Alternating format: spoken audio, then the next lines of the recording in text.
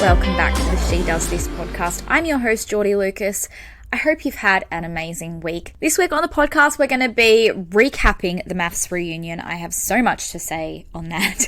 And then I'm joined by Fiona Falkiner, and we have a really eye-opening, honest conversation on what it was like for her to come out in her 30s and her fiance Hayley's journey through IVF. As always, if you're loving what you're hearing, please rate, review, subscribe on your favorite podcast platform. All your support means the world to us and keeps the podcast going. Now let's get into the MAFS reunion. I posted about this on my personal Instagram page, and so many of you messaged with your thoughts, feelings. So I thought I would wrap up what I thought of the reunion on here. I love MAFS. I am a massive fan.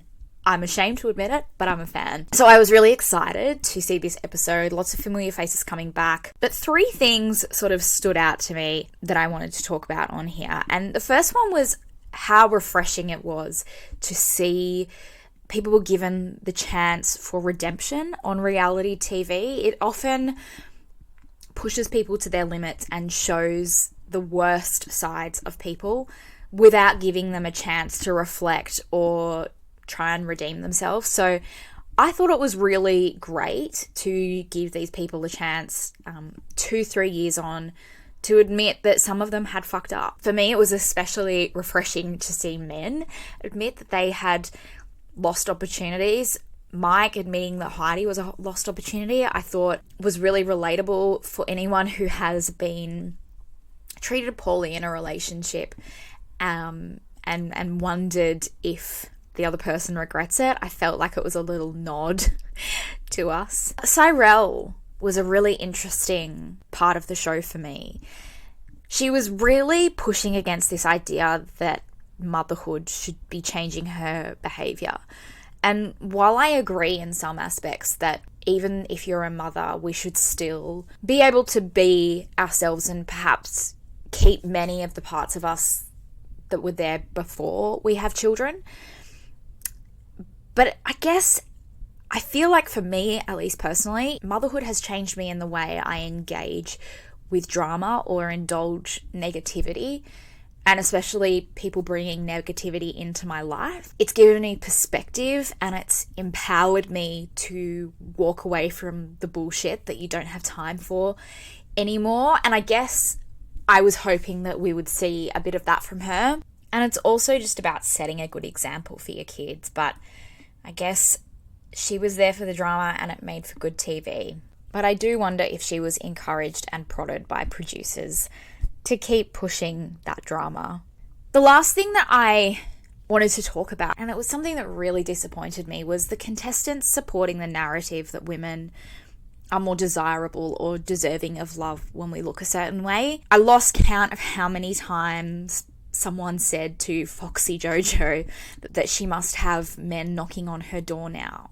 The overall tone was that she is now more desirable and men must be more interested in her now that she's slim. And it really felt to me like her weight loss was the only reason she was invited back, because that was really the only airtime she got on the show, was when someone was talking about her weight.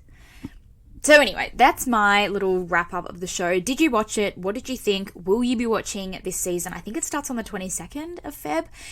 If you want to listen to a former contestant, really lift the lid on the show and behind the scenes, go back to I think it was the second episode of this podcast. I interviewed Connie from last season and she really lifts the lid on what goes on behind the scenes. You will not be disappointed if you are a MAFS fan. This week's guest is the incredible Fiona Falkiner. We're going to talk about her experience on The Biggest Loser, life post-show, coming out in your 30s, and her IVF pregnancy. Here's my chat with Fiona. Thank you so much for joining us today. How are you going? I'm very well. 6 months pregnant, so very big, but really, really well. We'll talk all about your experience falling pregnant soon, but how has pregnancy in a pandemic been for you? Look, I was talking to Hayley, my fiance, about it last night, and we're actually quite I think the pandemic actually pushed us into getting the ball rolling with our IVF. So in actual fact, the pandemic was a little bit of a blessing, and without it, I probably wouldn't be pregnant. We'd probably still have been waiting. We were planning on starting to try after our wedding. So we'd sort of put it on hold, but then the pandemic hit and it was just like, oh my gosh, like, what are we doing?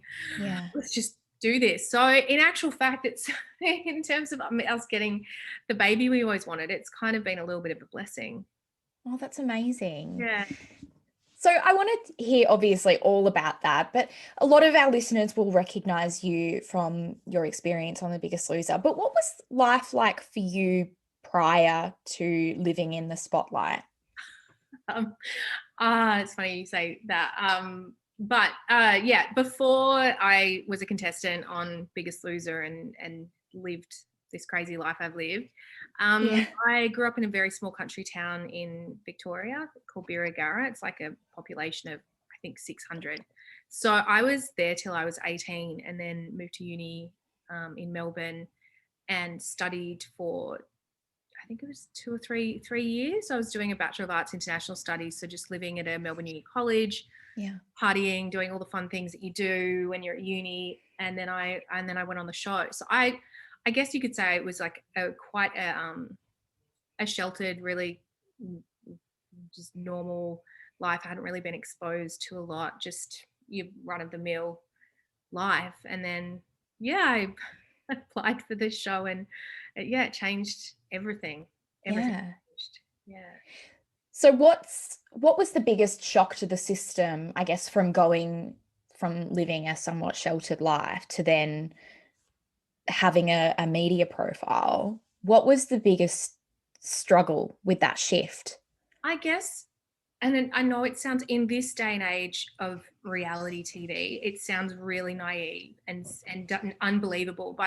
But going on, applying for the show, I never thought about the fact that coming out of the show, I would potentially be recognised, and I really never took that part of it into consideration. For me, my sole motive of applying for the show was to lose weight. It had been something I struggled with my whole life, and I guess back then social media didn't exist. It's not like today when, if you get yourself on a reality show, you can get Instagram followers and, it can launch you. Even though I have been, and it sounds so silly saying it because I have benefited from my time on the show.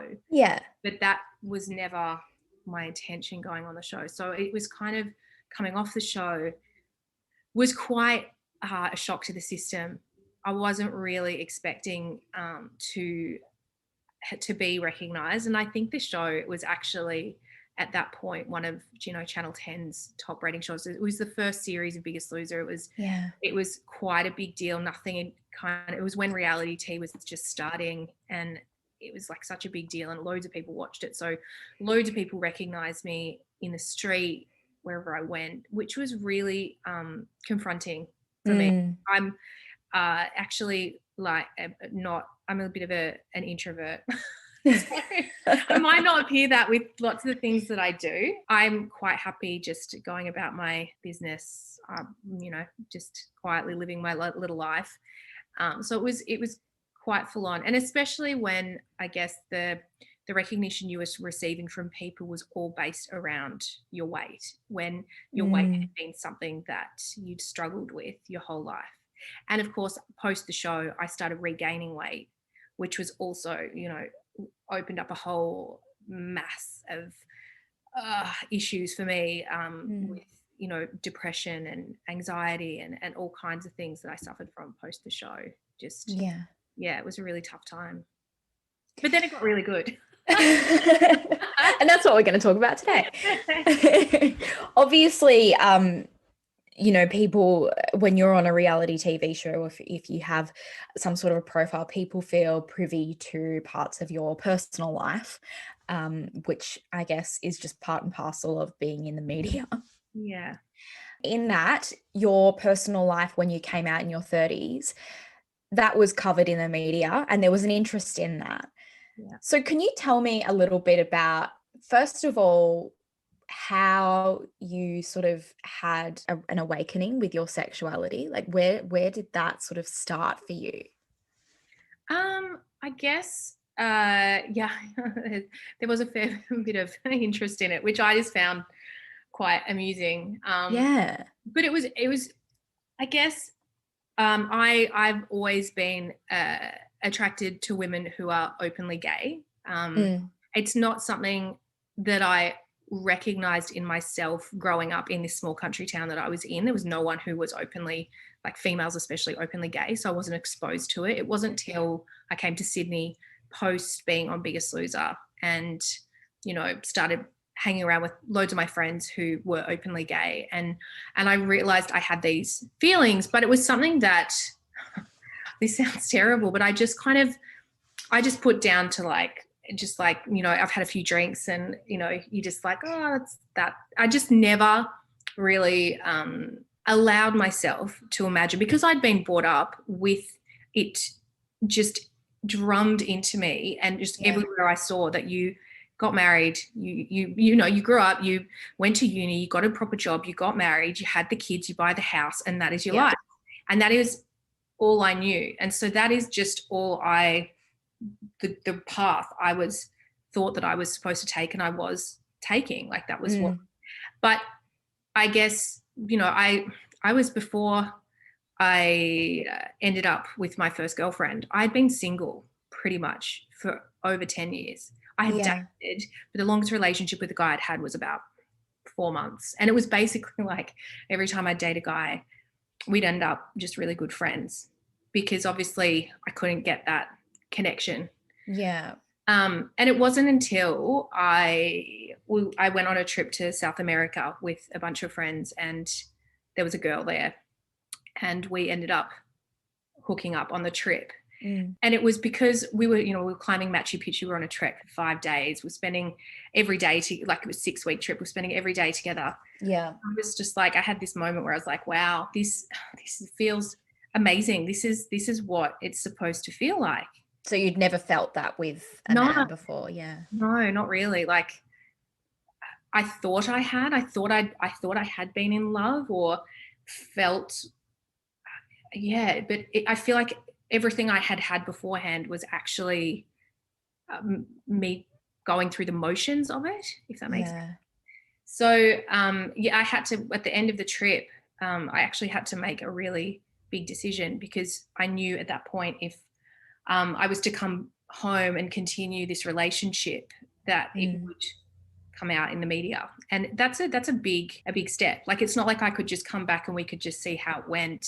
I at that point was getting papped. That sounds ridiculous, but it happens to me in my life. And you know, me going out on, you know, dates and stuff I was getting a lot of coverage on anyone I went on a date with. There seemed to be someone there to take a photo of it, which was quite frustrating. So it was just like I had to make that decision. And it adds an extra layer of pressure, having this external noise. 100%. Like, I had to take a moment. It was literally like, I was like, I'm just going to go on a walk and climb up the mountain and have a moment. And I was like, okay, like, this is the first time in my life I've, you know, felt real connection. And if I go home, like, obviously I can't just write it out. People find out, my family, my friends. But I was like, but this is making me feel happy. If I backtracked, I had gone through a place in my life where I was like, I'm really focused on doing things that make me feel happy. Like, it's a really important part of what my way I live my life. Like, I always try and look at things and go, does this make me happy? Will I do it? Does it make me feel good? So I was like, this is like a really big, I'm feeling great. This feels amazing. And I really want to continue this, but it just had so many, you know, ramifications to it if I was to continue this. But I was like, you know what, I'm just gonna go with my heart. And we came back, and we kind of tried to keep it under wraps for like about 4 months. We did what every lesbian couple does. We basically were inseparable for 4 months, and we just like stayed in. We didn't really go out. But then I think we got papped outside, leaving a supermarket. I was carrying a chicken, holding hands, and then it was sort of out. But by that point, I had told my family and stuff. So, and I was really lucky. They were super supportive, and really. I was going to say, did you feel like you had to give your family the heads up, you know, this might come out? I'm truly truly blessed with my family. I actually think that it was probably easier for me to come out in my mid-30s. I think if I had have tried to come out in my 20s, there would have been a lot more like questions from my parents. But my parents were like, what is going on? She's mid-30s. She's been single for so long. And it kind of, I guess, me coming out was like, oh, right. That's right. That's it. That's why. It makes sense. Oh my gosh. So, that for them, it just made a lot of sense. And they just want to see me happy. And which is the way it should be. The way it should be.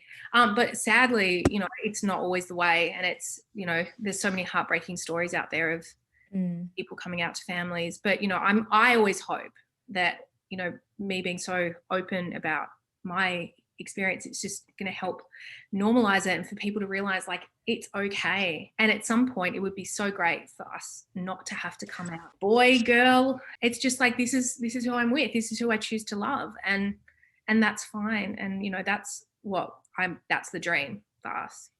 So do you have any sort of idea, I guess your upbringing might have contributed to it, but do you have any idea as to why you didn't realize earlier on that this was who you were? Like, I actually, like, looking back, probably could say that I had a crush on my best girlfriend when I was growing up, like when I was like 14. But I just didn't recognize it for what it was. Like, it sounds crazy because my fiance now she knew straight away, hands down, like that's who she was. Yeah. And, I don't know. That's just the way it happened for me. Because it is amazing. Like a lot of my friends who are gay, they're like, I was born this way. This is just from day dot. But it is interesting. And I think we're hearing about it more, especially with women realizing who they are and coming out in their 30s. I guess because as well, like I was not like my attraction is to someone who is gay. Like I'm not just, I women are beautiful, but like I don't look at every woman and be like, oh, she's beautiful. It's like my attraction is to a specific type of woman. Yeah.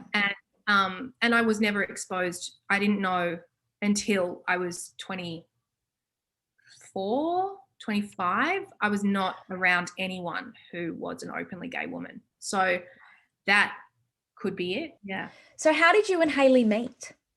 So it's such like the cliche. I'd been working in London and I was flying home past Canada for a shoot, and I actually lost my passport in Canada. I got stuck there for a week. And so I had nothing to do and all the time in the world to be on my phone. And Hayley slid into my DMs. And so modern and age, I know, like romance. I'd like been doing all the apps and stuff and wasn't working, and then it just happened. And like people are like, oh, I said to my friend when she messaged, I said, look at her, because you could see her Instagram profile, and I'm like, she seems like so nice and normal, like amazing, and just beautiful. And my friend was like, go for it, because she asked if I'd go for a drink with her, and I said, yeah, if I ever get back to Australia, 100%. So yeah, and it took, we chatted then like intensively for about the week that I was in Canada, and then I got back to Australia, and I don't know, I was doing the Noosa Try, and then there was like the races, so I had to go to Melbourne, so it was just like on the go, and then I finally got to Sydney after a few weeks, and Hayley had almost given up. She said, you just weren't really responding, and I was like, are we gonna actually ever meet up? But I said, yeah, 100% when I get back to Sydney. And then we went on our first date, and we once again were literally inseparable afterwards. And the thing is, I don't remember this, but a girlfriend of mine said that she saw me the next day after the date, and I was like, I think she's the one. So I just kind of knew, like, straight up with Hayley that it was like she was just everything. She was it. She was the one. So when was the engagement? When was the proposal? That was in April. We were in Vanuatu, so not last year, the year before, I think. Yeah. I can't think of times, but yeah, we were in Vanuatu, and she had said to me that we weren't going to. I said, what are your thoughts on marriage? And she said, we're looking at buying property and babies. So I think that the wedding and rings and stuff is a bit like we've got to really prioritize. So I literally was heartbroken because I was like, I want to get married. Yeah. And she surprised me when we were in Vanuatu. I had no idea, and proposed. It was just a beautiful, beautiful time and beautiful proposal. Yeah. Yeah. And you've done things the same way my partner and I have done. You're going to have the baby first and wedding after. So tell me about the conversations about having a baby. Yeah. So we spoke about kids and family, like I'd say it would have been on one of the first dates. We were quite upfront about it, and we were both like, yes, want kids, 100%. We would both like to carry a baby. And it was, I mean, Hayley, we moved quite quickly in the sense that we knew that for us, we'd have to go through IVF, and it was going to be a process. So I think it was at like the 4 or 5 month mark together, Hayley started making some inquiries with IVF clinics and things like that, because we knew that there was wait lists for donor sperm and things like that. Wow. And I was like, I let her take the reins on that, in that department, because I thought to myself, like, because of my age, I'm 37 and Hayley's only 30, I didn't want her to think that it was me, or her family to think that it was me making her go Right. this. I wanted it to come from her and for her to want to be doing it, so it really proved to me, because she was just like full steam ahead. I was like, wow, okay, we're doing it. Oh my God. And so we then went through the process. Do we do anonymous, donor? And we were like, if we could find someone we know, that would be amazing. So we just kind of both reached out to a few friends that we thought might be interested in. And I actually had a few friends say yes, which was amazing. And we actually found a friend he was perfect and everything we could imagine. But when we started the process of getting his sperm tested and things, unfortunately, we actually got a friend of a friend. It sounds silly, but we got photographed by someone at the clinic, and this friend of mine rang me and she said, I know who your donor is. This other friend of mine saw you and took a photo and sent it to me, and la la la. And it was just a moment where it just, because for us, the donor, as much as it's a beautiful gift, but they're not the parents. And it was very much, this child is our child. And so we had to really reassess the situation and realize that if we were to go with a known donor, the lifespan with our child was going to be like a guessing game, like who's the donor? And because he wasn't going to be like a known donor, if that makes sense, to the world. It was just a relationship between us. And so we then had to, unfortunately, make the decision to go anonymous, because it just eliminated so many of those variables. So and with having a known donor and how you said that it was going to be, and it is, your baby, but is there a legality, like, do you have to have an agreement in place that they can't turn around and say, hey, that's my sperm? Yeah. So we actually, and it doesn't necessarily hold up in court if it goes to that point with a known donor, but we actually did get a legal document written up. And I mean, I think it cost us like, I don't know, $4,500, $5,000 to just get this document written up. But we believed at the time that we wanted to go into this, and if we got the document, it would at least prove that we went into this with both. This was the way it was, the intent of us both. This is what we both agreed to. Yeah. And we just wanted to do everything to cover our bases. So we did all of those things, and just to kind of safeguard. But yeah, like I said, it doesn't necessarily hold up. At the time we were going through it, there was a case of a couple who had gotten a friend as a known donor, and they wanted to take the child because one of them got a job in New Zealand. The donor turned around and said, no, you're not taking my child out of the country. And it ended up in, I don't know, one of the high courts or something. And I think the donor won and they couldn't leave.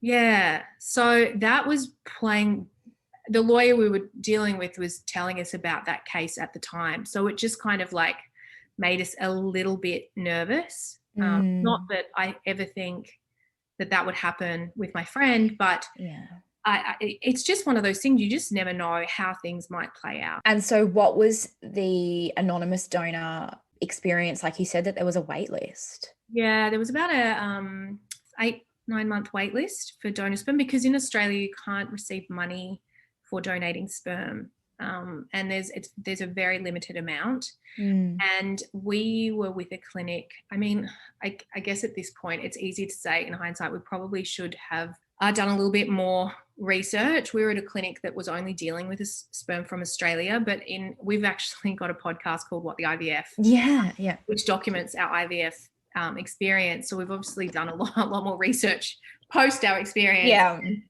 And it seems that if getting sperm from overseas, a lot of clinics deal with American sperm, you've actually got like a lot more choice to choose from and things like that. And it comes a lot quicker. Like sometimes they've got a wait list, but we kind of didn't realize that. So we just drum it to everyone, like do a lot of research beforehand. We just kind of went to our doctor and they referred us to this fertility specialist and we just went with him and we didn't really do which sounds so silly because it's so much money and such a big thing, but that's just what we did. I'm actually an IVF baby myself. Oh, wow. And I was telling my mum yesterday, I'm interviewing Fiona and we're going to talk about her IVF experience. And she actually mentioned as well how much less red tape there is overseas. Yeah. And at the time, I mean, this is 30 odd years ago now, how much sort of less red tape there was overseas. And, you know, if it had got to that point for them, there's just not a lot of information out there. There's really not. And a lot of people, unless they're going through it, don't really talk about it. And it's really tricky. And I guess it's as well, it's kind of like a bit of an ungoverned thing here. So the clinics can just do whatever they want. And I mean, from our experience, it's quite disappointing that same-sex couples can't really get any bulk billing, any help. Really? None of the clinics, because obviously same-sex couple, you need to be able to have access to sperm, whereas all the bulk billing clinics that do IVF don't deal with sperm. You have to have sperm with you, like as a partner. So technically it's just eliminating the possibility for a same-sex couple to receive any help getting pregnant, which is really disappointing. And we're hoping that will change soon because it just doesn't seem fair. No. And also you mentioned the cost, and this was another thing that my mum and I were discussing, is that you have a round of IVF, there's no guarantee. No. So you might be lucky enough to get sperm for a round, but if that round doesn't work, you're back to square one again. Exactly. And it's not cheap. I think it's almost like once you get all the meds and stuff, it's almost like 10 grand a pop. So it's a lot of money, you know. And the thing is, it's just my sister, to get her 2 babies, she had to go through 10 rounds, you know. And we spoke to women on our podcast who did, I think it was 19 rounds to get 1 baby, like just insane amounts, which I feel like at some point they're going to have, because as well, the government are now wanting us, you know, women in particular, to work longer and career focus and stay at work and da-da-da. And so women are doing that. We're all trying to get pregnant later and later in life because we're prioritizing work and other things. So it becomes more difficult. And then it becomes more difficult. And then it's just like, oh, well, you didn't do it in your 20s. So now you have to spend all the money you earn working on IVF, which is just, I think it's crazy. And so on top of all of this struggle, you also did struggle with fertility. What was that experience like going through that on top of the sort of adversity that same-sex couples face? I kind of just thought that I would fall straight away, which I guess in hindsight, it's very rare for that to occur. But I was kind of going through the cycles when COVID hit. But so that actually made it a really difficult time. Being on all the IVF hormones and stuff makes you go crazy. It's really not fun. Like I was just an emotional wreck. And because I was stuck at home, and Hayley, my fiance, was actually working every day. Because she's at Channel 9, she was able to still go to work. So I was basically locked up for my whole treatment on my own, in my own head.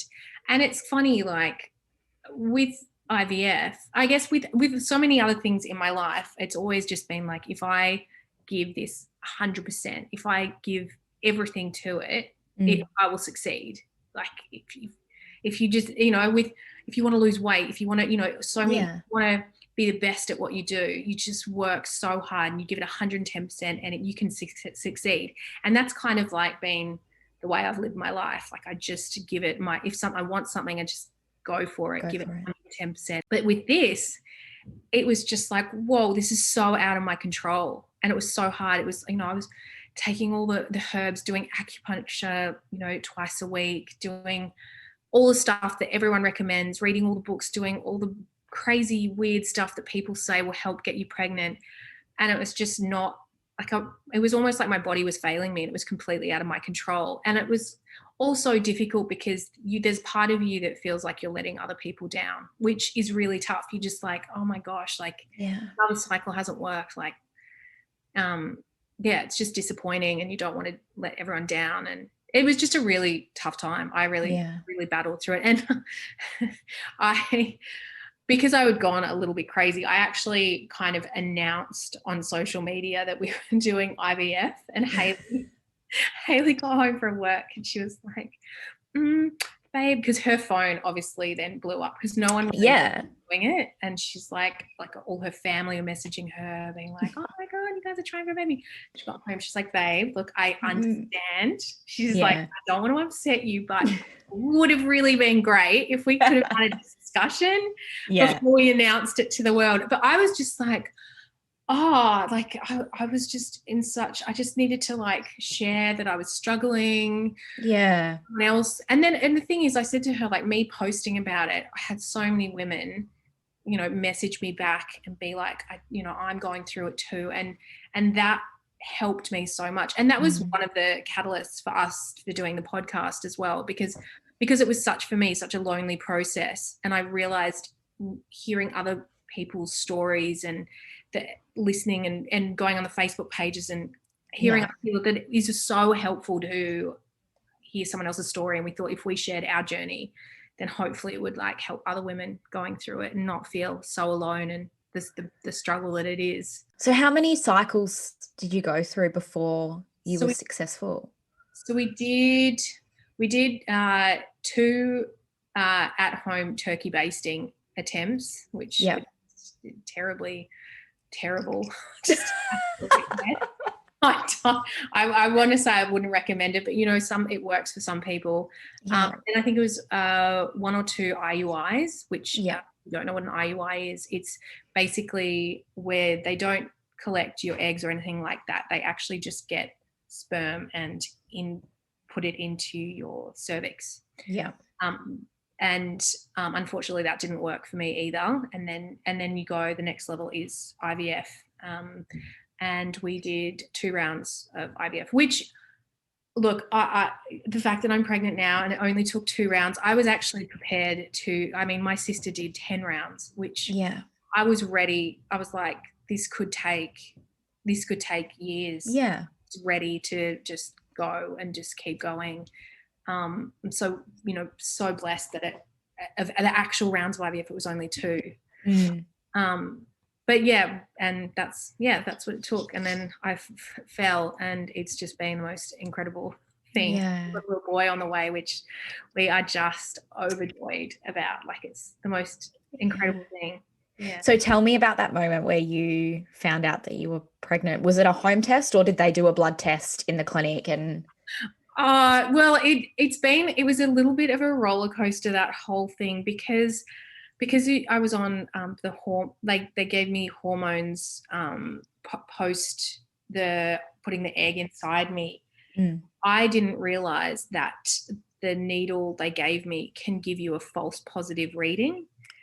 And so the whole IVF thing, you're up and you're down, your emotions are like being ripped apart. So I had started testing myself in the lead up days, and Hayley was like, babe, don't do these tests because it's not the time. And I just needed to do it just for my headspace, even though I knew that I wasn't going to get a right reading. But on the day that I could actually test that I could get a reading, I got this positive result and I was ecstatic and I was over the moon. And we both, like, Hayley rang her family, I rang my family. One of my sisters, the one that did the IVF, didn't pick up, so I texted her. I'm like, oh my God, pregnant. And she was like, I don't want to be the bearer of bad news. I just need you did they give you any needles and things after the egg implantation? I said, yeah. And she's like, you need to look up what it was, because they can sometimes give a false positive. And so I looked up the drug they'd given me, and it says can give you a false positive.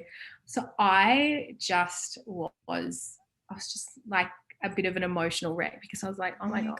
Like, I've had after all that excitement. And I was just like, oh my God, I don't even know if it's like, if I am. And to top it off, that particular day, Hayley was really hungover and had been so unwell that whole day. It was no good to me, and had actually like accidentally drunk my pee. Accidentally. Oh my God. I know. She was trying. I was like, I peed into a cup in the bathroom to put the tests into and put it next to the toilet, and she'd gone into the bathroom to have a bath to try and make herself feel better, and I had taken her into the bedroom the hydrolyte, and she thought that I had taken the hydrolyte into the bathroom. I kid you not. I was like on the balcony just like really upset, and then I hear this scream and spluttering, and she's like, oh my God, I just drank your Oh, so she knew. But it was like she like did a skull. But she was still sick after she was so unwell that day. But that, to me, I nearly wet myself. So that actually was like a one thing that happened that day. So post that, I just the whole way through my IVF, I'd been in this state of like not really letting myself get excited that I was pregnant, just as like, I think, a protective mechanism. So the fact that that had happened, I went back into that mode of just like, I'm probably not pregnant, like wouldn't allow myself to get excited. So when I actually got the call, I think I was just a little bit numb from everything that had happened, that it wasn't until our first scan, which was at 12 weeks, where I actually just heard the heartbeat and I lost it. Like, I was inconsolable, and Hayley was like almost having like a panic attack kind of thing, because it had just been so, I'm not going to get welled up now, sorry. Because it makes it real, doesn't it? It really does. And it was just like, I can't even describe. It was one of the most beautiful things I've ever experienced. Sorry. No, don't be sorry. It's the most amazing thing. I know. Yeah. It's just incredible. And yeah, it was just like such a tough, like, emotional time. And yeah, oh my God, I'm pregnant. So emotional. Oh my God. But it's an emotional thing. It's such an emotional experience, and seeing your baby for the first time and hearing that heartbeat is just, it was just like a moment I'll never forget. Yeah, it was great. So do you think that's when you allowed yourself to sort of be like, this is happening? Yeah, that's when it kind of dawned on me, like, oh my gosh, like he's in, well, at that point we didn't know if it was a boy or a girl, but like I'm pregnant. But still, it's a really strange thing, and I've spoken to a lot of women about it. It's almost like before each scan, I get highly anxious, because I still part of me is like, is they actually going to be, when they scan, is everything going to be okay? Is there still going to be a heartbeat? And I think it's only been now, like I had another scan yesterday, and I'm finally like, okay, he's in there and he's good and he's healthy and he's kicking me and he's moving around, that I'm actually like, okay, I'm pregnant and it's okay. It took a long time for me to actually just relax and be like, it's okay. So yeah. I think as well, and I've spoken about this as well, because I was exactly the same, like just constantly worrying, you know, is something going to happen? And I would Google, like, just the things that you do. I would Google, like, literally the day and the decrease of how likely something is to happen by the day. Like, you just go. Oh, I think I Googled the other day, okay, if he was born now, oh like, yeah, what's the likelihood, which is horrible, like likelihood of survival, just the stuff. Hayley's like, can you just stop Googling stuff, just live and just be, everything's going to be okay. But I think this is motherhood. Like, this is going to be your life now. So I wish I could tell you that it ends, but when they come out, it continues. Yeah. Someone said it's like, you're going to worry now forever. Like that feeling never goes away. Actually, it was Hayley's mum. She's like, that feeling never goes away. She's like, when Hayley went overseas when she was 18, I was petrified. I was highly anxious the entire time my baby was. I was like, great, this is wow. Awesome. In a state of high anxiety for the next like. What's he going to put us through? Yeah. So let's talk about the future. Professionally and personally, you said that Hayley wants to carry a baby as well. Yes. So what else does the future hold for you? Well, we were actually supposed to get married in October this year.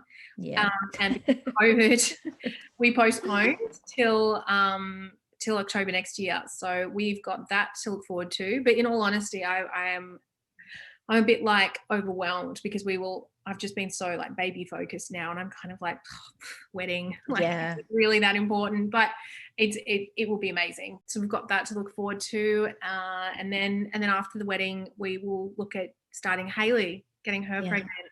So we'll start her journey, which is really exciting. And work-wise, still I'm modeling.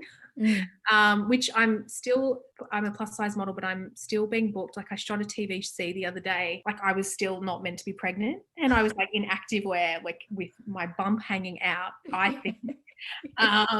You know, and I shot like lingerie, but not supposed to be like pregnancy lingerie. It's which I just think is crazy. But if clients are booking me, that's fine.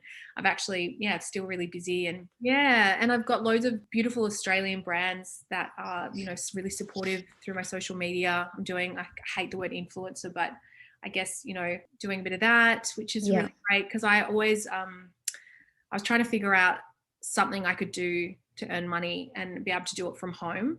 So I've been doing lots of styling videos for clients and things like that, and which is something I can do from home, which is amazing. I was racking my brain, like, how do I make this work? Because I want to be here with my baby. Yeah. So, that's been going really well. Doing that, no big plans for anything. Just family.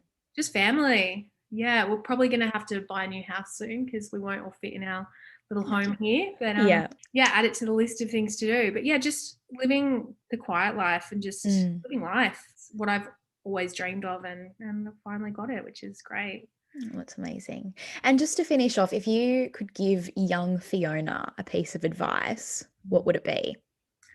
What my biggest one would be, you're incredible, and all your dreams and hopes will come true, but also stop worrying so much what other people think. Listen to your heart, and it will always, always guide you to the right place. Always. Don't worry about all the other noise. Fiona, thank you so much for joining us. Thanks for having me. I am going to be following on. I can't wait to see your little man when he comes into the world. Yeah. Amazing.